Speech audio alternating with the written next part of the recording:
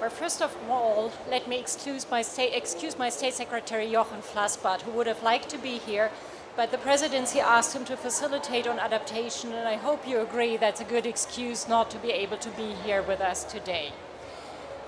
But this issue is really very dear to our heart. Here in Veléz, gate to the Amazon, we can see what often remains abstract on a global stage, the inseparable connection between climate and nature. While critical ecosystems like the Amazon are approaching tipping points, the urgent need to better align, accelerate climate action and biodiversity action, as well as action on land use, is certainly beyond dispute. We truly need decisive and integrated implementation. So today's event rightly carries the motto, from talk to action. Nature-based solutions are at the intersection of the 3 Rio Conventions. They offer effective and cost-efficient ways to combine climate mitigation as well as adaptation, biodiversity conservation, ecosystem restoration, and they can provide livelihoods to the people. Germany has been working on nature-based solutions for a long time, internationally through our International Climate Initiative and the project that supports globally, as well as our INACT Partnership for Nature-Based Solutions. Nationally, we're doing the same through our Federal Action Plan on Nature-Based Solutions for Climate and Biodiversity. And examples of measures we support via that program are peatland restoration, river floodplain restoration, but also working on urban green infrastructure. For example, our minister on Saturday, visited the Gunnar Wingren Park here in Veléz, which is a great example of green urban infrastructure. Together with UNEP, Germany organized a series of dialogues amongst international stakeholders in the run-up to this COP, with the purpose of exploring frameworks and key levers for wide-scale implementation of Rio synergies.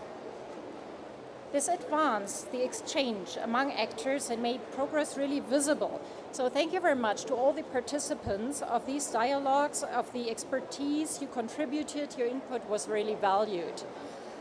Today, we will present here this pavilion, the key insights and recommendations to the presidencies of the 3 Rio Conventions.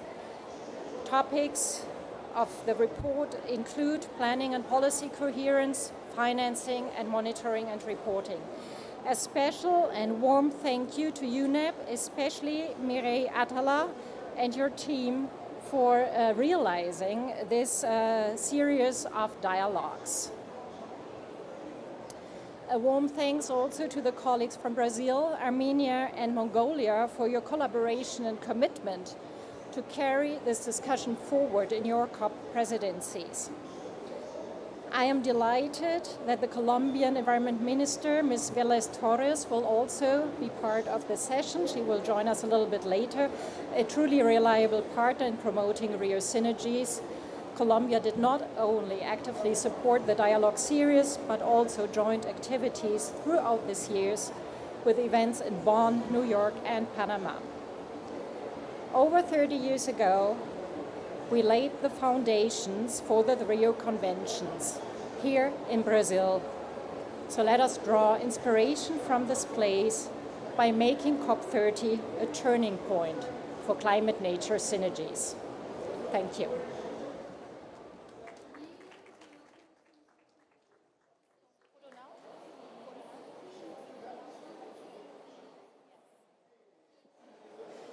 Okay, thank you very much, Dr. Eva Kracht. And I know that the schedules are super tight now already. May I ask all excellencies to come on stage before we come on the panel to take the family photo first, because then this is safe. Is that correct now from the flow? Okay, so please, excellencies, join us here on stage. I warmly welcome Carina Pimenta, Hambardzum Matevosyan, Batbaatar, and Melanie Coath, of course, but also, of course, Mirey, Atallah. Please join me here on stage. and Eva Kracht. Yes, all the participants here on stage. So we get the family photo and, of course, the panel photo done. Mirey, you, and then we have, of course, the white paper in a second. We go with the flow and the sweat, of course, in this heat, as we call it. Chiara is, of course, the UN photographer, so she is the smiling face that you're all smiling to. I just go to the background, and now 1, 2, 3. Chiara, you give me a thumbs up, and then we have the moving images with the videographers here, and the selfies, and everything else. Okay? Wonderful.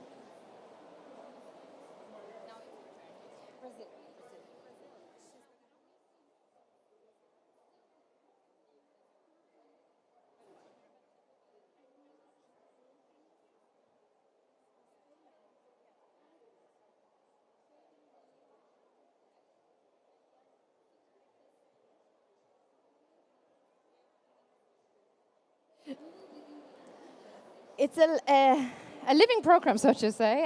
Thank you very much. And as we have different schedules, I would love to stay before we are diving deeper into the white paper. I'm very pleased, of course, and I'll do the proper introduction. Just allow me one sentence in a second when we have the proper conversation. But Excellencies, it's a pleasure to have you all here. We start with Carina Pimenta, of course, and your thoughts, because I know that you have to leave in about 5 minutes, if I'm correctly. What are your main thoughts and, of course, your perspectives on the white paper that will be launched just in a second and, of course, will be presented in a second?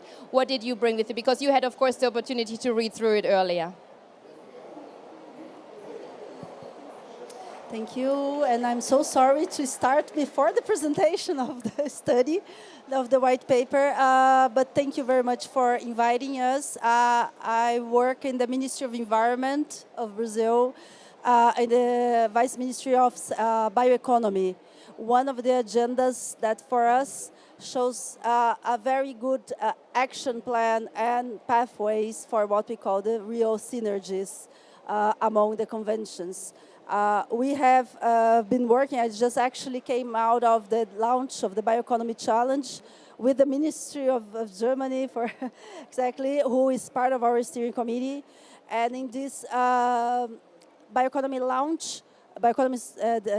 Challenge launch, we were talking exactly about how we could create synergies in the Rio conventions and how that bioeconomy could be one of the opportunities that we have to connect biodiversity targets, climate targets, and desertification targets. I think this is one of the greatest opportunities that we have to use our action agenda here created at COP to have us streamline and evolve these kind of synergies. And of course, bioeconomy, I'm talking here in the Germany Pavilion, who has a long experience within sustainable and circular bioeconomy. But when we are in the south, like Brazil, we add some perspectives on bioeconomy that are very important for us and that connects us to nature, to livelihoods, and to all of nature-based demands that comes out of southern countries. And this, for us, is also very important to feature as part of the bioeconomy and an inclusive perspective. In Brazil, we have been talking about how the sustainable use of biodiversity is a key changing piece in our bioeconomy. How not only the nature of that we see around here, Belém and Amazonia, how these forests can also have life, and have always means of living through its economies, and that it's a very important part of ensuring the territorial rights of those communities and indigenous lands. And this is a very important piece of realizing how just transition will happen for those people. And this is what we call social bioeconomy, when communities are part of the generating products and services. And I'm talking about economy here in a transitioning way, because that's one of the key challenges that we face at COP. And thinking about the ways of transforming our economies using sustainable biodiversity is one of the key pillars that we wanted to see. So I would love to see the results of the panel to be presented in the white paper. But this is kind of some introduction on what I see. And we, as in the negotiation part, this has been one of the synergies that we've been looking forward, that we can use bioeconomy action agenda as a way of achieving results here and in the other conventions. Wonderful. Thank you very much to Carina Pimenta, National Secretary for Bioeconomy in Brazil, joining us from the Ministry of Environment. Thank you very much. And I think, of course, you need to run, so this would be your round of applause. Thank you very much for that brief. And I really apologize to all of you. Worries. And I hope this will be very important We all know. panel. I'm sorry for that. I want to introduce quickly the panelists because I want to be polite to my panelists, and then we join with the input. So next to me, thank you, Carina. Obrigada. And next to me is Hambardzum Matevosyan, Minister of Environment and of course the CBD COP30 presidency of Armenia. Thank you very much for finding also time in your calendar. We are coming to your points and perspectives in a second when we heard more about the white paper. Then next in the center based is Melanie Coath from BirdsLife International UK. She leads international advocacy on biodiversity and climate. And just to the right-hand side, we have Batbaatar. But thank you also for joining this panel. We're coming to you, of course, in a second as well, the Minister of Environment and Climate Change in Mongolia, overseeing also the preparations for hosting UNCCD COP30 presidency in Mongolia. So thanks again for making time. But before we are having a conversation here on stage, I now warmly welcome the head of UNEP's Adaptation and Resilience branch, leading global efforts on ecosystem-based adaptation and climate resilience, because she has more facts and figures and details, of course, about the white paper presentation now. Mirey, Atallah. Thank you very much, Melanie, and your excellencies also for the time that you've taken for this, and for your teams who have contributed also into the stakeholder dialogues. We are launching today a white paper that is entitled From Talk to Action, aligned with the presidency's themes moving to implementation to really make COP30 a turning point for synergistic climate and nature action. Very quickly, this paper is the outcome of a series of dialogues, some of them closed, some of them more open, all under Chatham House rules. And I think that the reason why we have so much content in this paper is because we were very free to discuss the things that upset, the things that make us happy, and the things where we can agree. So I will just go very quickly. We had focused the series of dialogues around three issues. The first was around integrated planning and policy coherence. And here you can see some of the highlights of the recommendations that we've come up with collectively. Among them are the connection between planning and budgetary processes was one of the key highlights. They don't go in parallel. The second one was also to utilize spatial and landscape planning as a vehicle for coherence. This is where nature-based solutions deploy mostly. And maybe the third one that I would like to highlight is related to incentives for collaboration, whether it's at spatial level, subnational, national, or other levels. There isn't always that drive to collaborate. We can operate easier in silos. Coordination takes time, takes budgets, takes energy, takes away mandates as well. And these incentives were felt as being one of the critical aspects that can help advance integrated planning and policy coherence. The second pillar was related to financing, synergistic implementation. And you've got the key recommendations here. We've started in the climate space to work quite a bit on taxonomies. Expanding this to the space of nature and desertification was one of the key pillars. And then also working on the financial literacy, because we did look at private sector and how the private sector can be more involved in the process.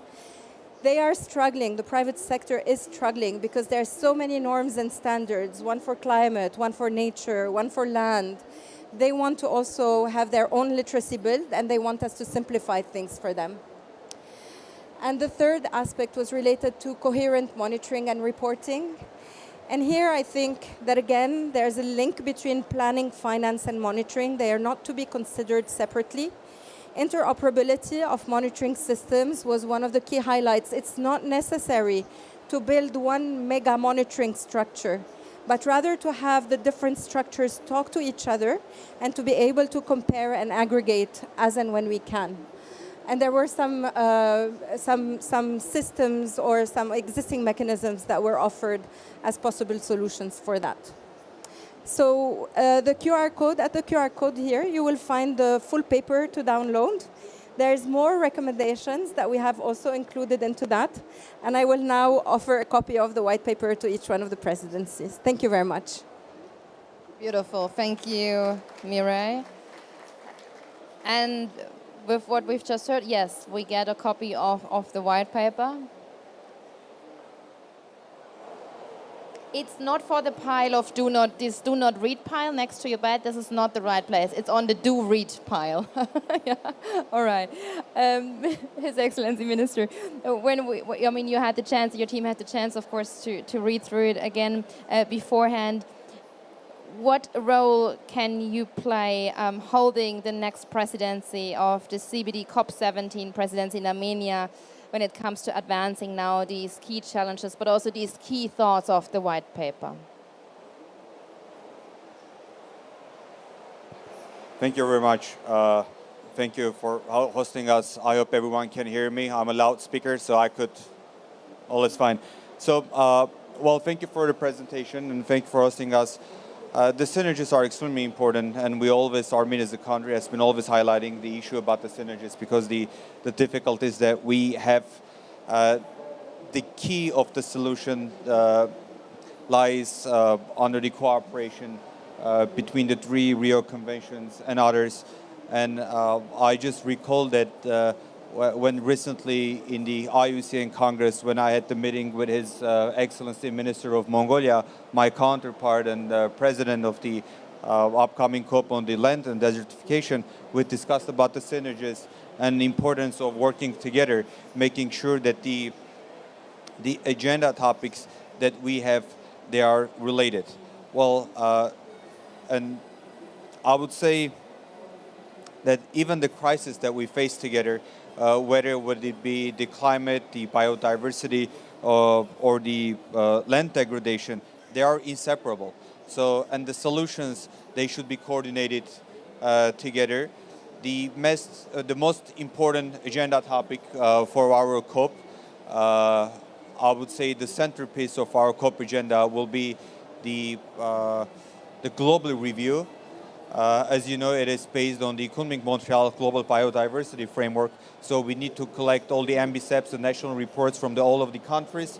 And I would just use this opportunity to remind us all that the deadline is February. So we all need to do our best to support it as soon as possible so that we have enough time to work on those papers. And to highlight the key implications of the KMGBF, they all are based on the same issues: the climate, the biodiversity, and the land desertification. So what we see, one of the problems is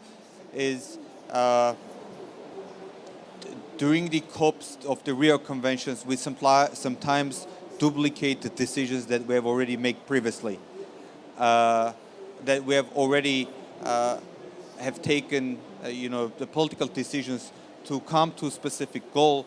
But nevertheless, we take the same issue, modify it, and take it to another COP. So we are for synergies in order to first avoid the duplication, and second, sometimes it may sound a surprise, but sometimes we have the contradictions in our decisions, and it usually makes difficult for later on for the parties and for different line ministries to work together. And to come to the solutions together. One of the solutions is, of course, the resource mobilization. The same thing we could relate to the resource mobilization, and this is something that Armenia has been starting to doing it recently. We have initiated the biodiversity finance initiative, and again, the main subject is taking into consideration the other subjects as well, from the climate and for the land desertification, and integrate those together in our MBCEPs in NDCs and also in LDN targets. And one more thing about today's presentation, there was a quote that says, collect once, use multiple times. This is very important for our work programming. As I recall, my ministry has been always reporting. All we do 24/7 is filing reports, working on the reports, but we need much more time, for actually come and work on the decisions and try to make those decisions implicable to the countries. So now back to just very quick note on our agenda again. So I'll just give short introduction what the approximate agenda will look like. It's definitely the global review under the KMGBF. Is promoting integrated national planning and coherent reporting to avoid the duplications. Is strengthening synergy in finance and means of implementation, and also for the resource mobilization. And empowering indigenous peoples and the local communities, because the solutions that the indigenous peoples and the local communities that they come up with, it doesn't only relate to the climate separately or the biodiversity separately. They are all from the same page. And of course, the advancing education and awareness and multi-stakeholding action, and to be inclusive and to make sure that the vulnerable groups, the women, the youth, the local communities, the others as well, the government, the business, and the finance sectors, they all have equal saying in the decision-making processes. So thank you. Wonderful. I'd like to be respectful with your calendar. Yes, round of applause, please. I'd like to be respectful with the time of your team, but also, of course, with your calendar. So I would say thank you very much here at that point, and good luck with the continuation of COP, because I know you have to run as well. Thank you very much, His Excellency. Thank you. Thank you. My pleasure. All right, you stay, right? You have time. I'll join you if that's okay, May I? So it's a bit more cozy, and now we got the calendar struggles done. Thank you very much to both of you. Of course, I'd like to have a conversation. With you, because of course you were both listening also to the presentation of the white paper, and this brings me to the first question that we tackle here. What are your reflections, Your Excellency, on the white paper, and maybe you can also share with us what aspects of the white paper speaks the most to you? And just for all of you, we have a translation from Mongolian to English, so she will then translate it from Mongolian to English, but His Excellency will speak in Mongolian. Please, the stage is yours. Thank you, Melanie. Okay. За саяны тайланг бол үзэж харлаа. Тэгээд манайх бас энэ Орогийн 3 конвенцийн уялдаа холбоогийн үнэлгээг бол хийгээд эхэлсэн. Үнэхээр энэ тайлан дээр гарч байгаа зүйлүүд бол санал бол нэг байж байгаа.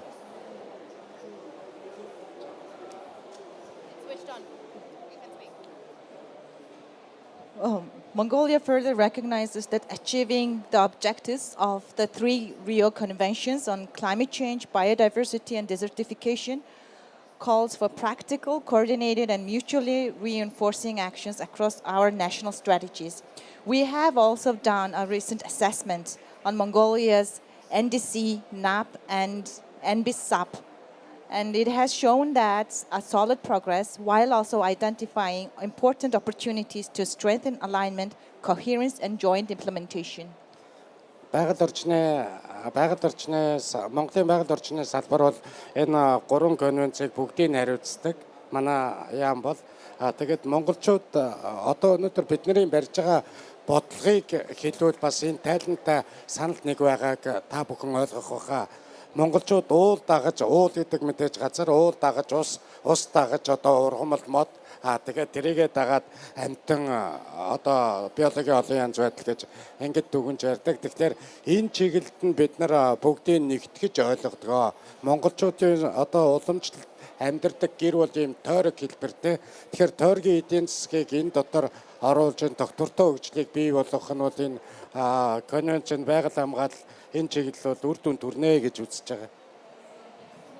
The Ministry of Environment and Climate Change in Mongolia is responsible for all 3 Rio Conventions. And just to identify that the traditional Mongolian gear is around housing, and based on this, our Mongolian conservation spirit is based. And we believe that all is based on land, and land is connected to water, and based on land and water, biodiversity can prosper. So through a whole of society approach, Mongolia is implementing a series of small but meaningful initiatives that together generate significant and lasting results. Each conference of the conventions and these discussions continue to inspire our national efforts. And we recognize that political commitment is essential, but real progress lies in translating ambition into concrete actions.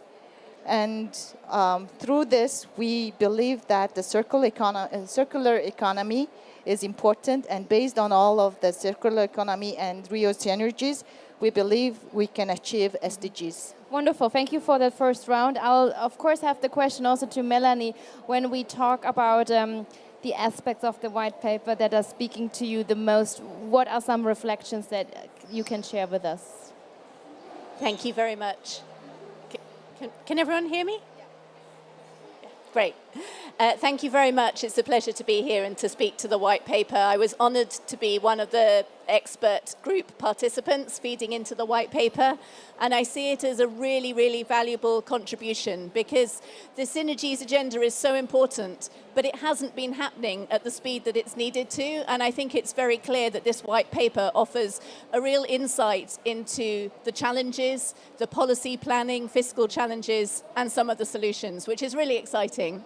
But this is an implementation COP, and why is this implementation not happening more rapidly? Why is it difficult to overcome some of the barriers identified in the white paper on the ground? Well, I think it's partly because we need to have real political will behind that implementation, which from an implementation COP should be something that we can really lean into. But I think also it's not easy. That's one of the reasons why it hasn't happened. And I think I'd like to just draw the audience's attention to the plan to accelerate solutions that the presidency has been promoting here and the synergies element of that. So there was a plan to accelerate solutions on synergistic implementation of the Rio Conventions to actually drive the global stocktake outcomes.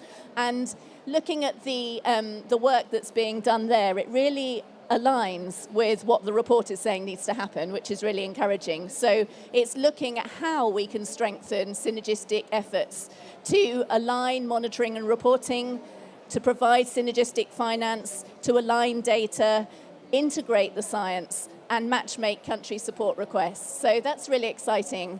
And the last thing that I wanted to flag is that that is hosted by the Synergies Coordination Platform.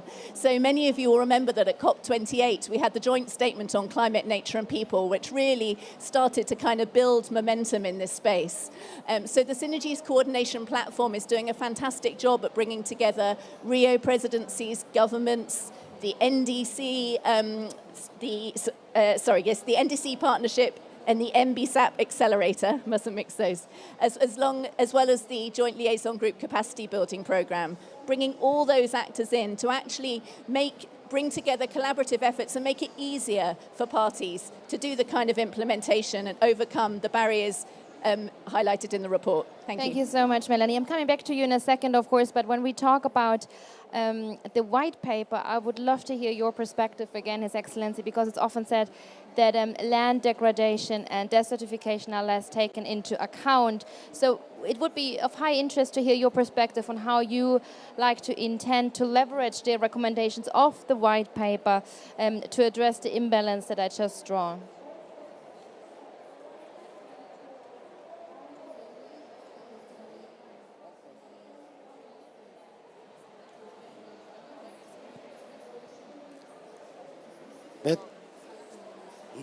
Бид COP30 дээр санаачлага гаргаж байгаа. Түүн дээр бол одоо 3 санаачлага байгаа. Үүний нэг нь бэлчээрийн тэргүүлэх санаачлага. доктортой газар ба ус байгаль суурилсан шийдэл гээд энэ гурван санаачлага бол үндсэндээ энэ гурван конвенцийн уялдаа холбоог хангаж байгаа ийм санаачлага байгаа даа. We must say that Mongolia's vision is clear. We are moving from silos to synergies. It's very important. And by fostering coordinated financing, standardized monitoring, and integrated implementation, we are transferring fragmented efforts into cohesive system. And we're also pleased to announce that Mongolia will host the 17th UNCCD COP. And during this COP17, Mongolia will launch 3 flagship initiatives. These are first, Rangeland Flagship Initiative, second is Water and Land Nexus, and the third is Nature-Based Solutions for Sustainable Infrastructure. And all these initiatives will strengthen the land, climate, and biodiversity nexus by promoting integrated land restoration, ecosystem-based planning, and the incorporation of nature-based solutions into national development plans, thus enhancing the synergies across the Rio Conventions. Beautiful. Because we are coming to the last question already, Melanie, I also warmly welcome our next guest who's joining us in a second. The Minister of Environment and Sustainable Development of Colombia has joined us, Irene Veléz Torres. Please give her a round of applause of protocol. Thank you. I just want to respect protocol here. Thank you very much.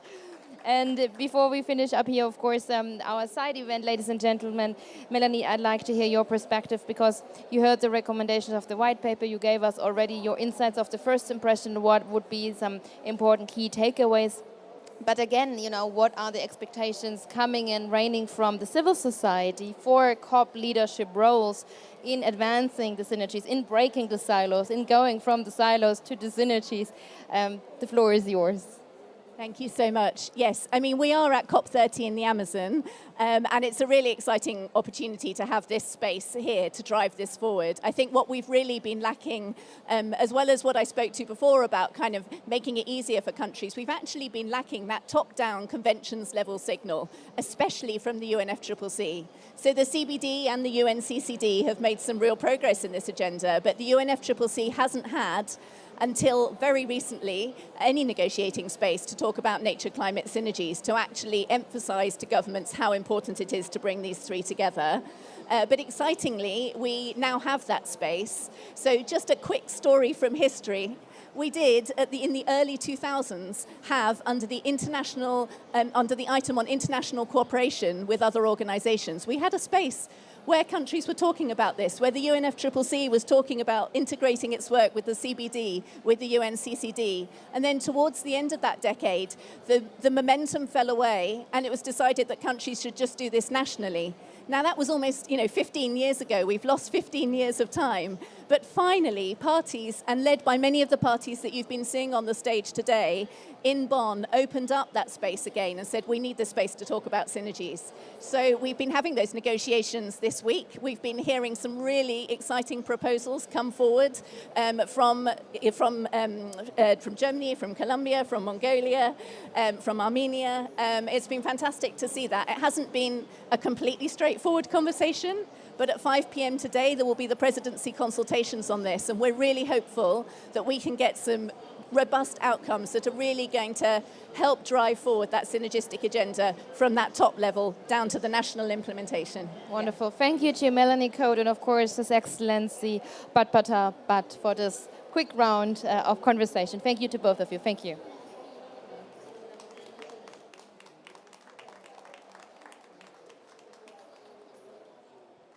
And now it's my huge honor to welcome, of course, for the closing remarks, Minister Irene Veléz Torres.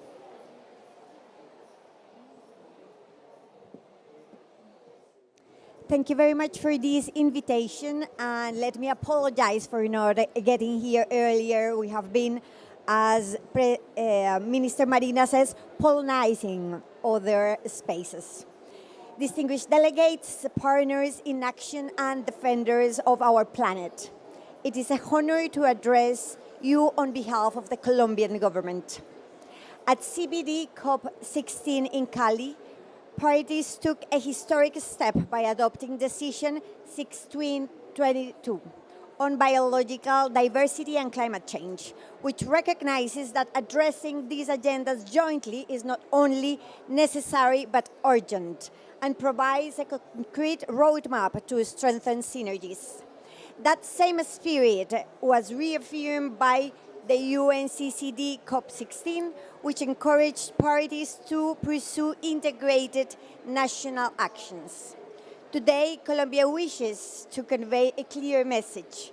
To achieve real synergistic implementation, COP30 must deliver the political framework to make this possible.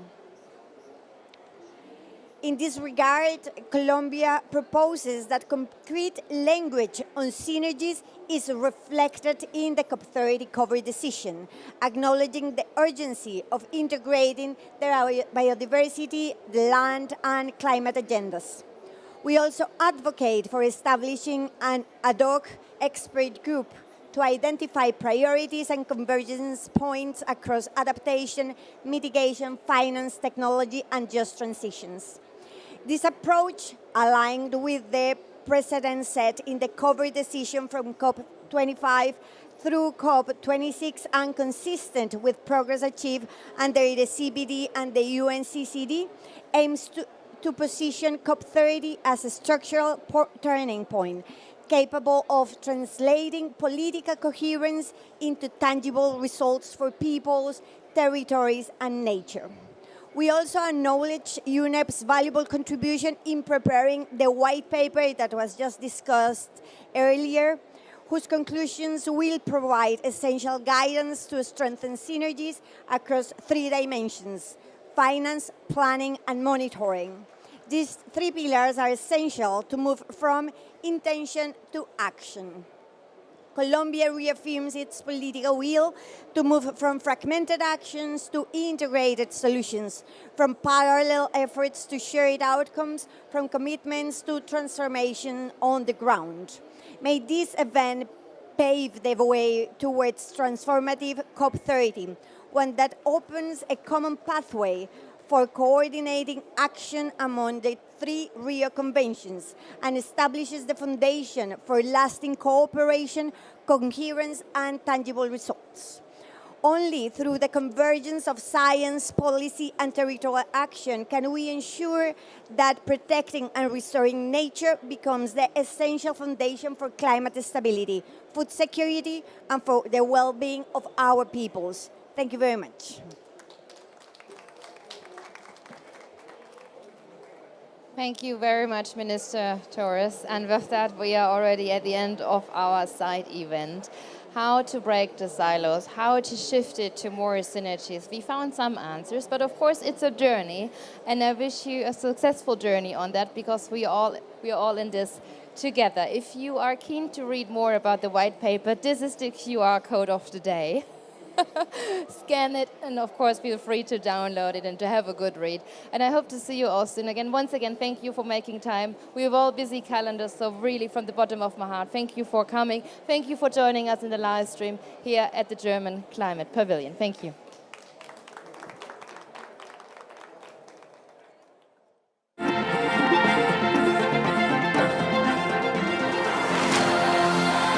Global Multidão, realizing just transitions.